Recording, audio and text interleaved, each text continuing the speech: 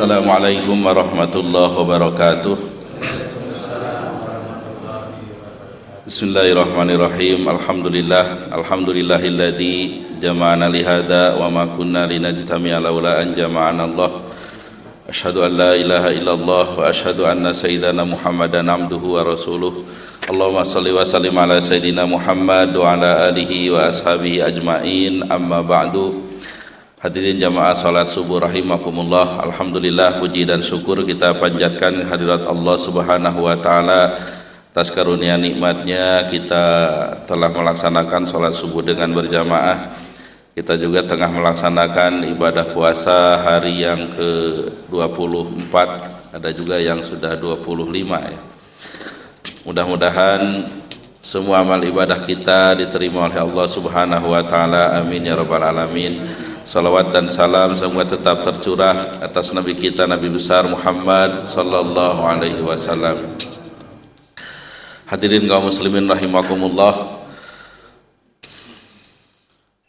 untuk mengisi kajian pada subuh pagi hari ini, insyaallah kita lanjutkan membaca buku Awwalul Marrah Atadabbarul Quran, yaitu pertama kalinya merenungi Al-Quran.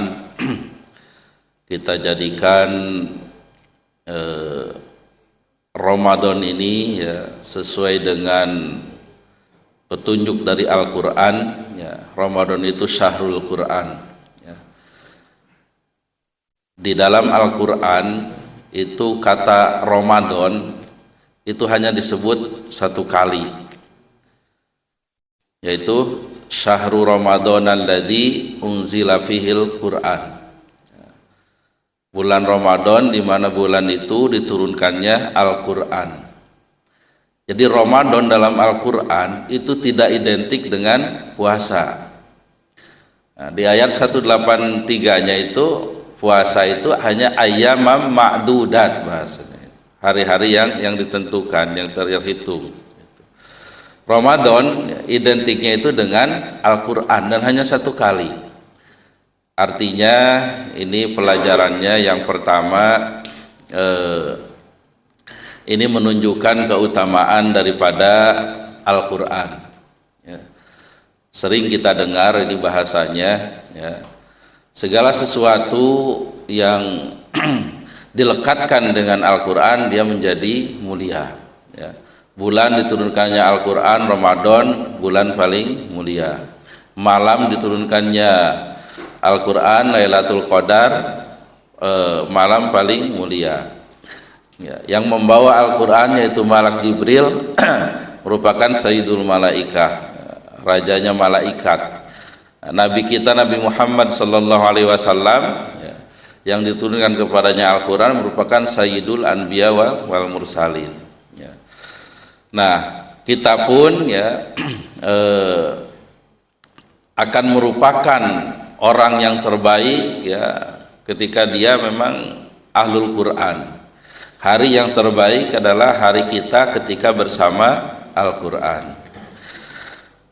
Tayyib, sebelum bahasan ke buku ini ya, saya sedikit ingin mengingatkan kita semuanya ya, walaupun setiap malam juga kita diingatkan tentang puasa dan sebagainya.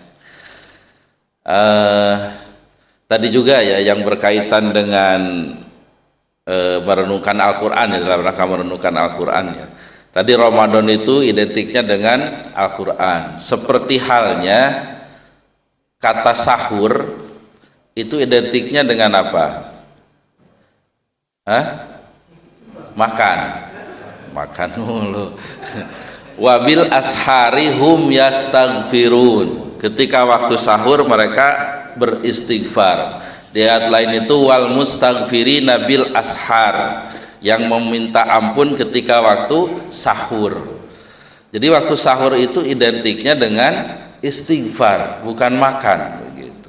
Itu dalam Al-Quran. Artinya apa? Sama tadi pelajarannya. Ramadan ini jangan jauh-jauh dari Al-Quran ya. Begitu juga ketika waktu sahur ya, walaupun kita kadang mungkin motivasinya makan ya, tetap istighfar itu harus ada gitu, walaupun mungkin lagi masak lagi apa gitu. Itu kan ibadah lisan gitu ya, yang penting jangan ketika di kamar mandi gitu. Nah makanya kayak Imam Syafi'i ya, terkenal karena itu ditulis di Ihya Ulumuddin. Beliau itu sampai 60 kali tamat ya, 60 kali tamat ya, baca Al-Quran di bulan Ramadan ya, mungkin di dalam sholat, di luar sholat gitu. Artinya satu hari itu 2 kali tamatan, bukan 2 juz, 2 kali tamatan ya. Kita gimana, udah banyak yang tamat ya, ya mudah-mudahan. Tayyib. Sebelumnya saya ingin mengingatkan untuk kita semuanya, insya Allah kita sampai suruk ya, suruknya lewat 58, ya kita lebihkan sedikit ya, mudah-mudahan semua bisa bertahan, bisa melihat saya dengan sebaik-baiknya, karena nanti saya bisa menghilang nanti ya. Ya udah, yang kalau mau ngantuk saya silakan aja, tapi jangan baca doa bismika Allahumma ahya. Ya. Ya, ini masih kalau tidur tuh masih sempat mimpi. Ya, sebelumnya saya ingin mengingatkan secara ringkas saja ya mengenai masalah puasa ini. Ada tulisan ya, mungkin di WA juga banyak ya, ada istilah puasa kuantum ya, puasa kuantum. Jadi semua agama besar itu ada puasanya. Yahudi ada, Nasrani juga ada. Kalau Nasrani itu kalau nggak sebelum Paskah ya, kalau tidak salah. Agama-agama juga sama, Buddha, Hindu juga ada ya. Begitu juga binatang ya, binatang juga sama, ada puasanya. Ulat puasa, ular juga puasa ya. Dan ketika setelah puasa ya, mereka itu ya binatang-binatang itu jadi arahnya itu lebih baik begitu. Katakanlah kalau ular ya, jadi bisanya itu lebih kuat begitu. Kalau ulat itu dari ulat yang menakutkan menjadi kupu-kupu yang indah begitu. Nah, ini manusia juga ya, itu sudah settingan tubuhnya itu memang mengharuskan untuk puasa. Ya, kita banyak sekarang postingan-postingan bagaimana apa yang terjadi ketika puasa itu ya, pembakaran mengurangi gula, kemudian pembakaran lemak. Ada juga penemuan orang Jepang itu ada auto pagi ya. Auto itu sendiri, pagi itu makan ya. Jadi ada proses sel-sel yang gugus itu memakan sel-sel yang tidak ada manfaatnya ya, calon-calon sel kanker yang penyakit itu dimakan. Itu prosesnya terjadi ketika puasa. Tuh, makanya ada perubahan sel-sel ke sel-sel baru begitu ya. Usia selnya itu lebih muda, makanya nampak kalau habis puasa itu rata-rata cerah gitu ya, rata-rata cerah, tambah muda itu kelihatannya gitu. Walaupun usianya ya tidak bisa dihilangkan ya. Yang rajin puasa itu biasanya terlihat awet muda biasanya. Kita juga itu ngambil pelajaran ya dari, saya mungkin pernah menyampaikan juga di sini, yaitu kebiasaan di blue zone itu ya, zona blue itu biru ya. Jadi daerah-daerah yang usianya itu panjang-panjang ya, seperti di Jepang ya, mereka probabilitas hidupnya itu 100 tahun lebih gitu ya. Nah, di antara kuncinya itu mereka ada namanya bahasa Jepangnya itu harahachibu ya. Harahachibu itu makan itu 80%, gitu, 80%.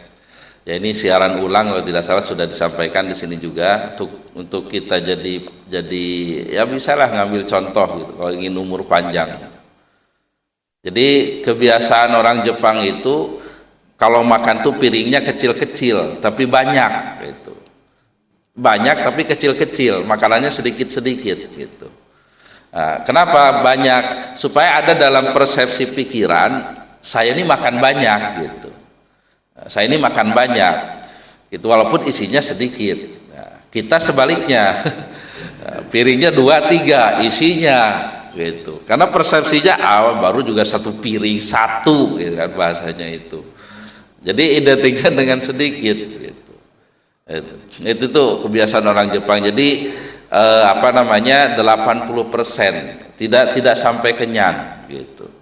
Nah, ini kan sebenarnya sesuai dengan ajaran kita ya. Nahnu qaumun la naqulu illa idza najua wa idza akalna falanasba. Kita ini kaum yang tidak makan kecuali lapar, dan kalau makan tidak sampai kenyang itu. Jadi bolehlah di ini ini kan anjuran Nabi itu kan 1/3 untuk makanan, 1/3 untuk minuman, 1/3 lagi untuk napas gitu. Jangan sampai habis makan susah napas begitu.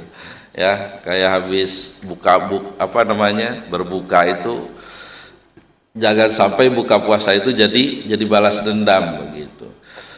Kata Al-Ghazali ya cukup seperti makan malam biasa begitu, seperti makan malam biasa. Thayyib, ini untuk mendorong kita ya dalam berpuasa. Jadi puasa itu bukan sebuah beban tentunya. Kalau kita mengetahui manfaatnya, ini akan menjadi sebuah kebutuhan ya. Di orang-orang yang di barat pun ya sama konsep diet itu rupanya konsepnya itu 5-2 ya. Rata-rata 5-2 konsepnya itu. Jadi 5 hari kenyang, 2 hari lapar. Ya, kalau kita kan dicontohkan Senin Kamis begitu. Thayyib, mudah-mudahan kita istiqomah ya, bukan saja Ramadan tapi terus setelah Ramadan juga kita lanjutkan ya puasa-puasa sunnah ya. Untuk itu di samping dicontohkan oleh Nabi, dan Nabi itu sehat gitu. Ya, untuk kebutuhan kita juga. Itu yang pertama. Yang kedua, saya ingin menyampaikan ini mungkin juga sudah disampaikan oleh para asatidz di sini. Orang yang paling utama puasa yang paling besar pahalanya itu yang bagaimana begitu. Ya. Ayyushaimina a'dhamu ajron. Ya.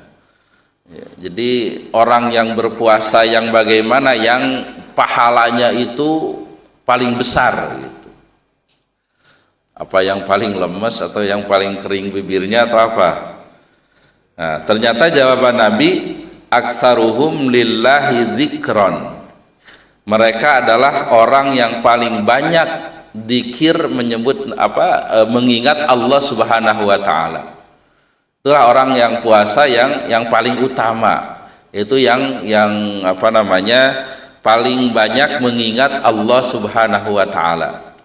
Pengertian mengingat Allah itu bukan hanya sekedar melafalkan menyebut nama Allah, tapi melakukan hal-hal yang memang membuat ingat kepada Allah, seperti baca Al-Quran, banyak sholat, ikut kajian dan lain sebagainya yang mengingatkan kebesaran Allah Subhanahu wa taala. Jadi yang aktivitasnya itu banyak diarahkan mengingat Allah, itulah orang yang puasa yang paling besar pahalanya. Itu kata Nabi Shallallahu alaihi wasallam. Dan ternyata hadis ini panjang ya, dari awalnya itu ayul haji a'zamu ajron ya, haji yang mana yang pahalanya itu paling besar. Ternyata jawabannya satu, aksaruhum lillahi dzikron, yang paling banyak mengingat Allah Subhanahu wa taala ketika ibadah hajinya. Begitu juga ayul musallina a'zamu ajron, orang yang sholat yang bagaimana yang pahalanya itu lebih besar, aksaruhum lillahi dzikron. Jawabannya satu, yang paling banyak mengingat Allah Subhanahu wa taala. Ya, terutama saya ingatkan juga khususnya untuk diri saya sendiri tentang sholat ya. Nabi Shallallahu alaihi wasallam mengingatkan Orang sholat itu pahalanya ada yang dapat setengah, ada yang dapat seperempat, ada yang dapat seperlima gitu. Jadi macam-macam, tidak sama semua yang sholat itu. Nah, dijelaskan oleh, saya kalau tidak salah Ibnu Abbas yang mengatakan, jadi yang dapat pahala itu ma'aqalta minha, gitu.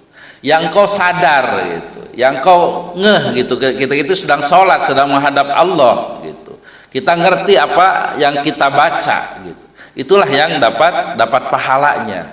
Nah, kalau lupa ya itulah mungkin hanya setengahnya dapatnya dan sebagainya. Oleh karenanya untuk kesempurnaan sholat kita ya, jadi ya kita ingat kita sedang sholat. Saya sudah membahas panjang lebar ketika bahas Al-Fatihah itu ya, kita menghadirkan Allah. Kenapa yang rukun itu bukan surah yang lain tapi surah Al-Fatihah itu. Ini sering saya sampaikan berkali-kali ya. Di antaranya di situ ada ayat iyyaka na'budu wa iyyaka nasta'in. Hanya kepada Engkau. Ini kan untuk menghadirkan Allah ya. Jadi bukan lagi bahasanya itu gaib, bukan orang ketiga, tapi Allah itu mukhatab ya, orang kedua ada di depan kita gitu. Itu kenapa di antara hikmahnya kenapa Al-Fatihah gitu. Iyyaka na'budu wa iyyaka nasta'in. Nah, begitu juga hadis berikutnya itu tentang puasa tadi sudah dibahas, aksaruhum lillahi dzikron. Begitu juga fa'ayyul mujahidina a'zamu ajron, orang yang berjihad, yang berperang, yang utama itu yang paling banyak mengingat Allah Subhanahu wa taala. Jadi semuanya ibadah itu ya itu bagaimana kita banyaknya mengingat Allah Subhanahu wa taala, termasuk dalam jihad ketika perang itu. Jadi dalam Al-Qur'an ya, dalam Al-Qur'an ada perintah yang sama ya untuk mengingat Allah banyak-banyak itu di dua tempat ya. Wadhkurullaha katsiran la'allakum tuflihun, ayatnya sama. Yang pertama yaitu ketika perang. Ya ayyuhalladzina amanu idza laqitum fi'atan fasbutu wadhkurullaha katsiran la'allakum tuflihun. Kalau ketemu musuh maka sabat, teguh hatilah dan ingatlah Allah banyak-banyak agar kalian beruntung. Yang kedua, perintah yang sama itu ketika bekerja, itu dalam surah Al-Jumu'ah. Fa idza qudiyatis sholatu fantashiru fil ardi wabtagu min fadlillahi wadhkurullaha katsiran la'allakum tuflihun. Ya, kalau sholat Jumat sudah ditunaikan, bertebaranlah di muka bumi, cari karunia Allah dan ingat Allah banyak-banyak gitu. Jadi ketika bekerja ya, kalau kita ingin beruntung ya sama ya, kita harus banyak mengingat Allah Subhanahu wa taala ya. Thayyib, ini dorongan bagi kita semuanya ya untuk terus ya banyak mengingat Allah Subhanahu wa taala agar kita beruntung ya. Termasuk saya juga ingin mengingatkan kita di akhir Ramadan ini ya banyak yang melaksanakan i'tikaf, yaitu sunnah ya, Nabi melaksanakan itu ya. Cuma sebagai catatan ya, kita kembali ke definisi i'tikaf itu, al-i'tikafu habsul qalbi anid dunya faman habisa jasadahu wa atlaqa qalbahu faqad khasira. I'tikaf adalah mengurung hati dari dunia. Siapa yang mengurung tubuhnya tapi melepas hatinya, dia telah rugi ya. Jadi jangan sampai kita kategori rugi ya dalam hal i'tikaf. Itu maksudnya apa? Jadi i'tikaf itu kita meninggalkan dunia, bahkan yang kita cintai, keluarga, anak istri, ditinggalkan.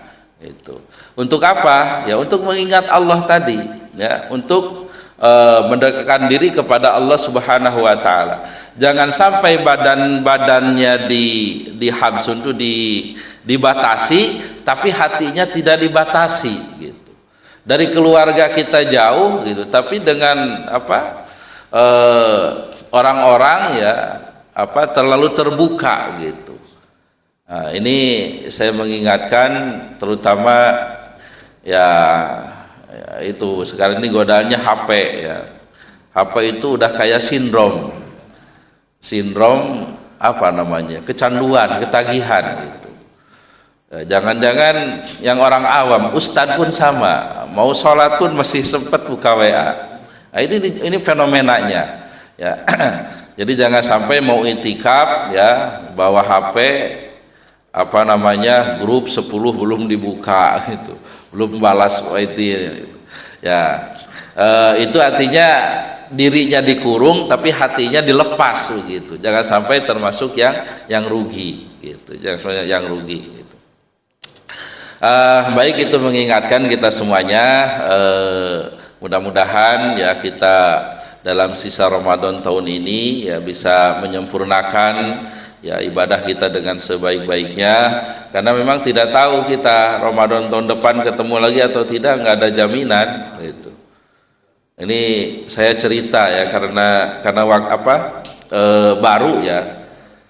Jadi paman saya di kampung itu meninggal tanggal 1 Ramadan ya. Malamnya masih taraweh, subuhnya masih jadi imam subuh itu ya. Terus tadarus pagi itu jam 6-an itu. Setelah tadarus terkulai meninggal begitu.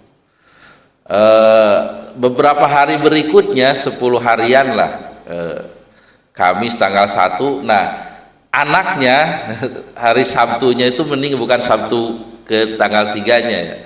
Sabtu berikutnya meninggal gitu. Adik-adik sepupu saya gitu. Masih muda. Jadi tidak ada jaminan kita bertemu lagi Ramadan tahun depan. Oleh karenanya mari kita manfaatkan ya dengan berbagai macam ibadah ya, itikaf, baca Quran dan sebagainya. Baik, udah sepi ini, masih kelihatan tapi masih ya. Kalau masih kelihatan, ini masih ada 20 menit lagi ya. Masih sempat mimpi. Kan kalau khutbah itu kan itu langsung pada nunduk kan. Yang kalau khutbahnya lama-lama kan senang gitu. Tapi ada juga khutbahnya itulah yang marah-marah itu. Khutbahnya sebentar gitu, ringkas, padat, jelas gitu. Sebentar lah gitu. Tapi ada juga yang marah-marah ketika ditanya kenapa marah-marah. Baru juga nunduk udah selesai kan. Ya, jangan sampai seperti itulah niatnya. Kita coba menyelesaikan saja bacaan surah Ali Imran ya, kajian surah Ali Imran. Kalau yang ada bukunya bisa dibuka halaman 41 ya, 41.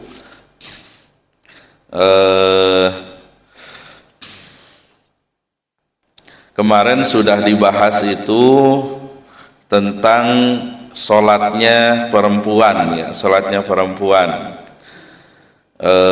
Ya kalau dalam hadis ini ya lebih utama di rumah begitu. Nah, tapi pengertian lainnya itu konteksnya dulu ya, konteksnya dulu di mana di zaman Nabi itu masih ada begal, penjahat itu ada begitu di Madinah itu ya. Jangan dikira negara-negara muslim itu tidak ada orang-orang jahatnya, banyak juga gitu. Di Mesir, di Sudan ya. Di Sudan itu banyak kali begal-begal itu ya. Terakhir itu ada mahasiswa yang ditembak begitu, yang ditembak. Kalau yang dilukai udah banyak ya, teman-teman saya juga ada yang dibatu, di apa gitu. Makanya kalau di sana kalau mau jalan sendiri gitu, itu dipastikan nggak bawa HP, nggak bawa laptop, uang secukupnya. Kecuali kalau bareng-bareng gitu. Rata-rata kalau bepergian itu bareng-bareng.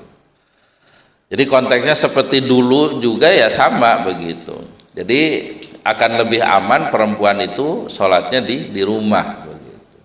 Ya. Tapi ada hadis Nabi, la tamna'u ima'akum al-masajid. Ya. Jangan melarang istri-istrimu, perempuan-perempuanmu untuk pergi ke masjid begitu. Jadi dibolehkan, silahkan. Nah, sehingga dari penggabungan hadis-hadis tadi ya, lihat situasi dan kondisi.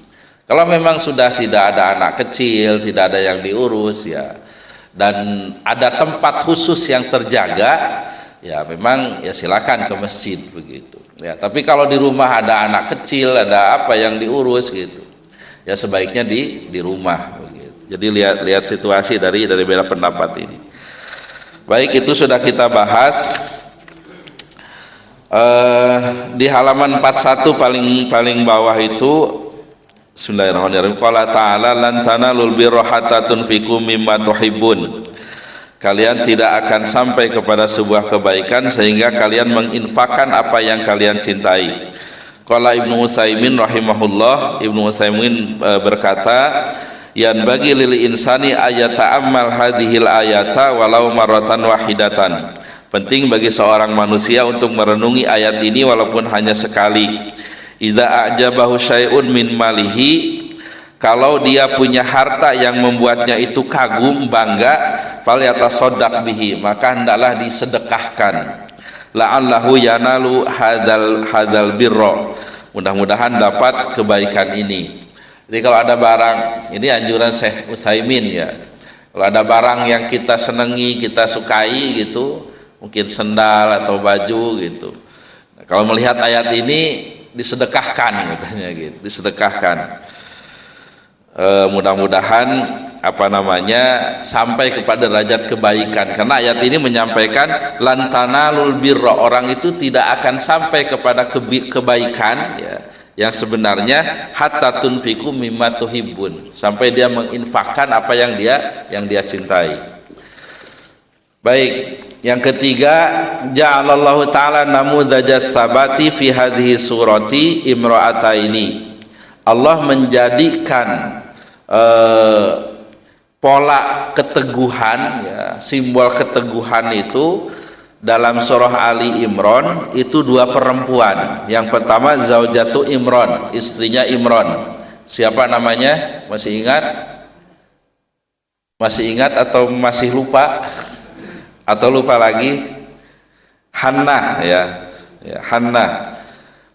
Wa niyatuha as-shadiqatu fi khidmati dinillahi subhanahu, dan niatnya yang lurus untuk mengabdi di agama Allah Subhanahu wa taala. Wa Maryamu binti Imran, dan Maryam binti Imran, jadi anaknya. Wa qad manallahu 'alaiha, Allah memberi karunia kepada Maryam, an ja'ala waladaha nabiyyan, menjadikan anaknya menjadi nabi, yaitu Nabi Isa. Min ulil azmi ya, nabi nabi ulul azmi. Wa qad summiyatis suratul mubarakatu bismi hadil ailah al mubarakah ya. Surah ini dinamai dengan keluarga ini, yaitu Ali Imran ya. Jadi jangan baca Al Imran ya, tapi ada panjangnya gitu, Ali, karena itu artinya keluarga gitu ya. Beda dengan Al-Baqarah ya, atau Al-An'am, beda. Ali Imran itu agak panjang, Ali Imran ya. Idzan ramjus sabat fi hadhihi surah huwa an-nisa. Jadi simbol keteguhan dalam surah Ali Imran itu adalah perempuan. Nah, jadi ini juga ya pelajaran ya bagi ibu-ibu ya. Jadi kalau memang ingin kemuliaan ya harus teguh dalam keberagamaan ya. Kemudian harus ada pengorbanan untuk agama ini ya, karena Hannah itu sudah menazarkan di ketika hamil anaknya itu akan dijadikan sebagai muharrar. Muharrar itu orang yang mengabdi, yang mengurus masjid, disucikan, jadi tidak kemana-mana. Itulah kerjaan Maryam itu ya, kerjaan Maryam itu. Tapi ternyata Hannah ini ya diuji ya oleh Allah Subhanahu wa taala. Pertama ujiannya keinginannya itu tidak tercapai gitu. Karena muharrar itu biasanya laki-laki. Nah, ternyata yang lahir perempuan. Jadi terkadang itulah keinginan itu ya. Anak itu juga sama gitu. Kadang menginginkan anak laki-laki ya, tapi dikasih perempuan semua begitu. Itu ujian dari Allah Subhanahu wa taala gitu. Handa ini ya sabar gitu. Kemudian ketika hamil Maryam itu suaminya Imran meninggal dunia gitu. Ya bayangkan apa namanya lagi hamil suami meninggal begitu. Nah inilah makanya ada keteguhan dalam hatinya, kesabaran di Hannah ini ya. Yang kedua Siti Maryam ya. Siti Maryam ini ya disucikan, terkenal anak orang baik, terkenal ibadahnya, ternyata diuji oleh Allah, dititipkan ruh ya, yaitu apa namanya untuk melahirkan Nabi Isa. Walaupun dalam tafsir-tafsir itu kehamilannya itu aneh gitu. Jadi cuma beberapa hari saja hamilnya itu, tidak 9 bulan gitu. Nah, sampai akhirnya pergi begitu, dan dalam surah Maryam itu digambarkan ya laitani mitu qabla hadza wa kuntu nasyan mansiya itu. Ya saking apa ya, saking beratnya itu ya laitani mitu hadza. Ya Allah matikan saja sekarang ini saya gitu. Wa kuntu nasyan mansiyah, dan saya ini jadi manusia yang dilupakan begitu. Karena apa namanya berat menanggung ya, orang yang suci dikatakan suci, terkenal suci, ternyata punya anak tanpa ayah begitu, tidak ada ayahnya gitu. Walaupun ya apa namanya ya, kita umat Islam sikap kita tegas ya, sikap kita tegas. Siti Maryam itu apa namanya adro, jadi tidak apa namanya memang tidak punya suami, disucikan gitu ya. Berbeda dengan agama lain yang menuduh Siti Maryam itu berzina. Berzina, mereka berlebihan. Yahudi menuduhnya zina, Nasrani itu anak Tuhan begitu. Nah kita ini apa jelas ya, jelas sikap kita ini ya. Maryam itu suci ya, dititipkan ruh kepadanya, yaitu mengandung Nabi Isa gitu. Baik, jadi ini kesabaran yang perlu ditiru ya, perlu dicontoh oleh apa namanya perempuan-perempuan muslimah supaya jadi mulia ya. Kemarin saya menyampaikan 4 orang yang menjadi penghulu surga itu siapa? Maryam binti Imran, kemudian Khadijah binti Khuwailid, kemudian Fatimah binti Muhammad sallallahu alaihi wasallam, dan Asiyah binti Muzahim, istrinya Firaun. Ya. Ya, 4 orang ini apa? Lihat perjuangannya ya, lihat perjuangannya. Bagaimana Siti Khadijah ya, yang kekayaannya itu apa?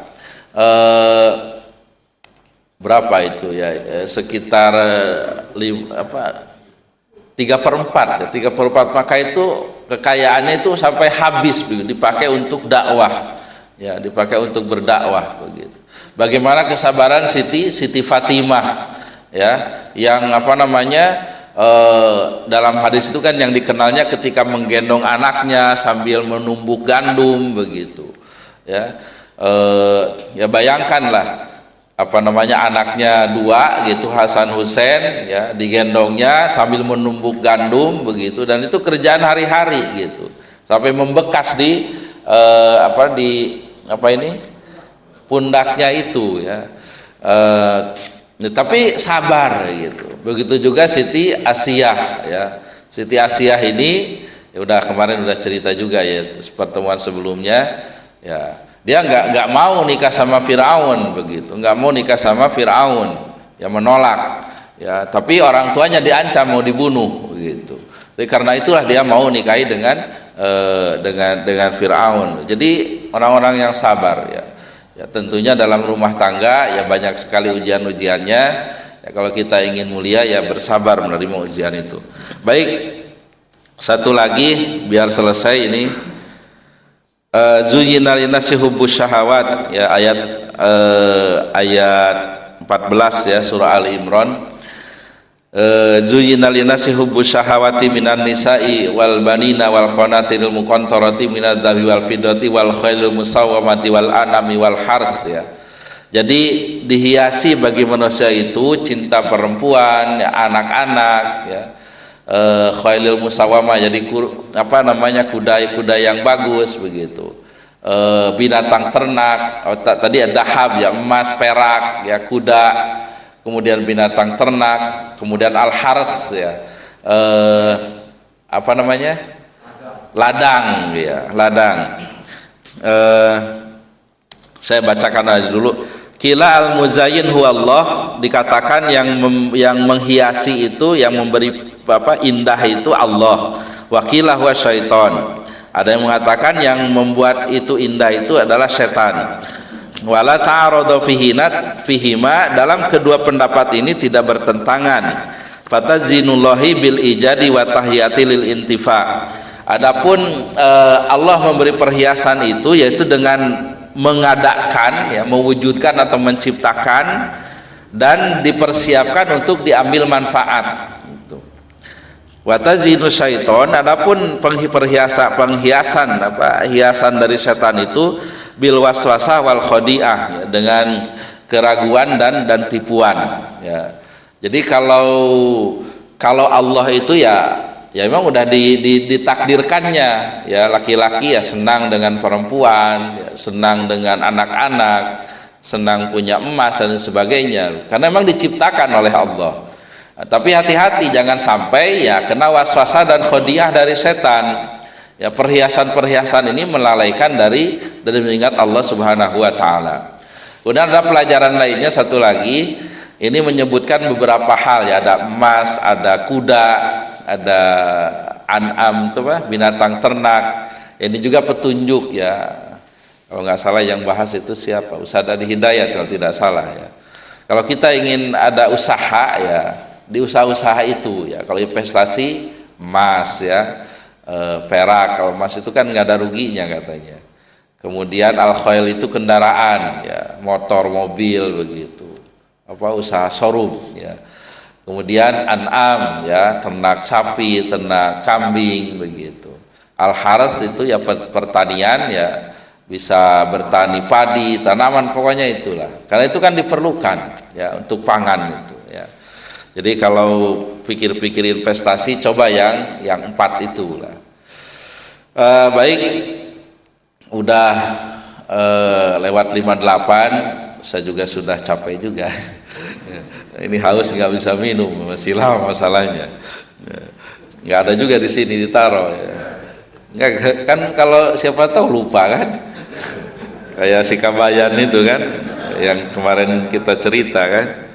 Jadi ke sawah itu udah bawa nasi, bawa air, padahal udah Ramadan gitu. Ketika ditanya sama tetangganya, kenapa itu Kabayan kamu bawa nasi? Kan Ramadan. Ya siapa tahu lupa. Nah, kalau bahasa saya itu sugane poho. Itu mah poho yang dipersiapkan dan disengaja, nggak boleh begitu. Nah, tapi jangan berpikir juga ini gimana jadinya si Kabayan ya itu. Apa benar lupa atau pura-pura aja.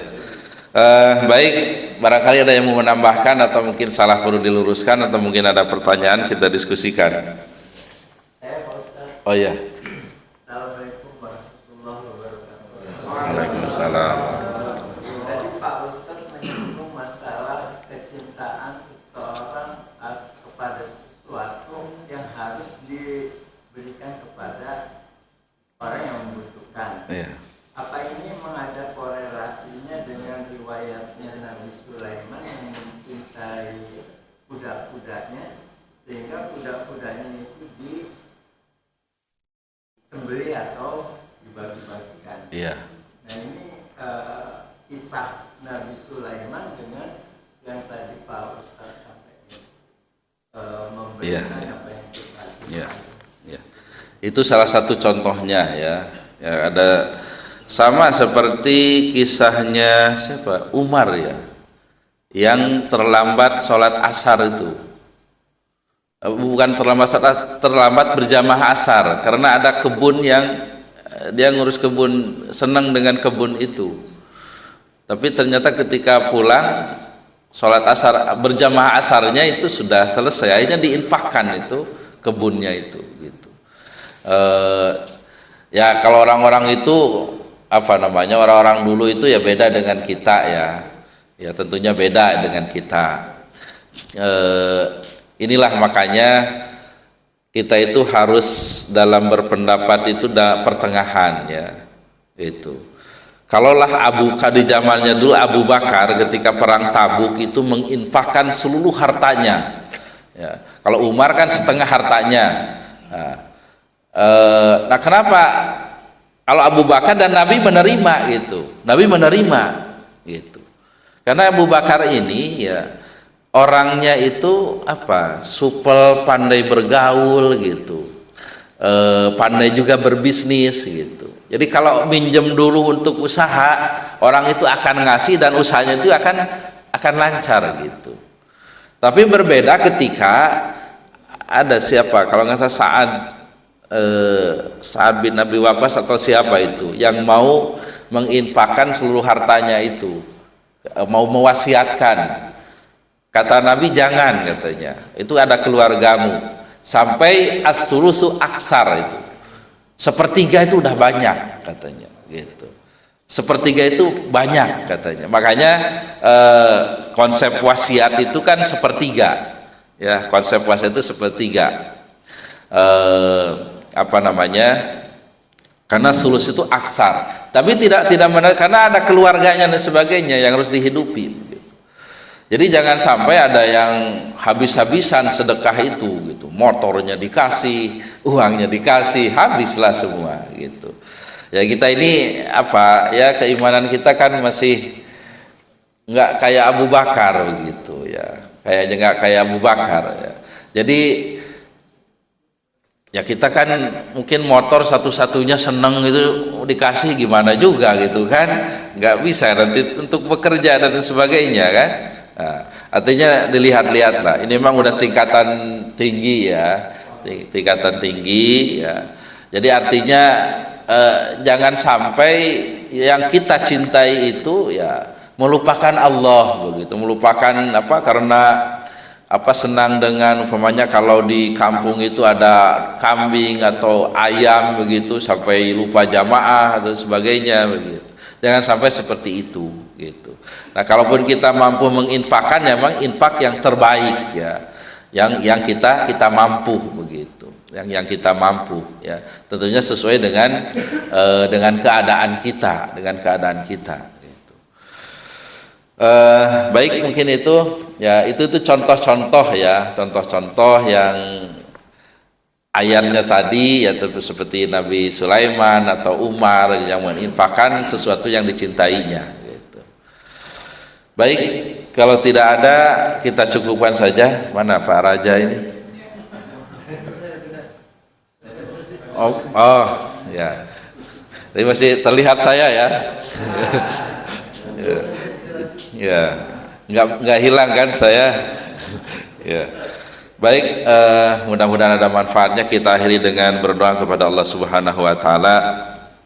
Yang pertama kita doakan ya, mudah-mudahan kita semua diberi kesehatan, kekuatan, kemampuan untuk bisa melaksanakan ibadah dengan sebaik-baiknya. Mudah-mudahan dari Ramadan ini kita meraih gelar al-muttaqin, orang yang bertakwa. Kita doakan juga anak-anak kita menjadi anak-anak yang soleh, yang solihah, anak-anak yang berilmu, mengabdi kepada Allah, berbakti kepada kedua orang tua. Kita doakan saudara kita yang sedang ditimpa musibah seperti sakit dan sebagainya, mudah-mudahan lekas disembuhkan dan diberi kesabaran oleh Allah Subhanahu wa taala. Untuk semua maksud baik kita mudah-mudahan dijabah oleh Allah. Lihadi niyah wa likulli niyatin shalihah barakati al-Fatihah. A'udzubillahi minasyaitonir rajim. Bismillahirrahmanirrahim. Alhamdulillahirabbil alamin arrahmanirrahim maliki yaumiddin. Iyyaka na'budu wa iyyaka nasta'in ihdinas siratal mustaqim siratal ladzina an'amta 'alaihim ghairil maghdubi 'alaihim waladdallin. Bismillahirrahmanirrahim. Alhamdulillahirabbil alamin hamdan yuwafi ni'amahu wa yukafi'u mazidah. Ya rabbana lakal hamdu kama yanbaghi li jalali wajhika wa 'azimi sultanik. Allahumma shalli ala Muhammad wa ala ali Muhammad. Allahumma ighfir lana dzunubana wa liwalidina warhamhum kama rabbayana shighara.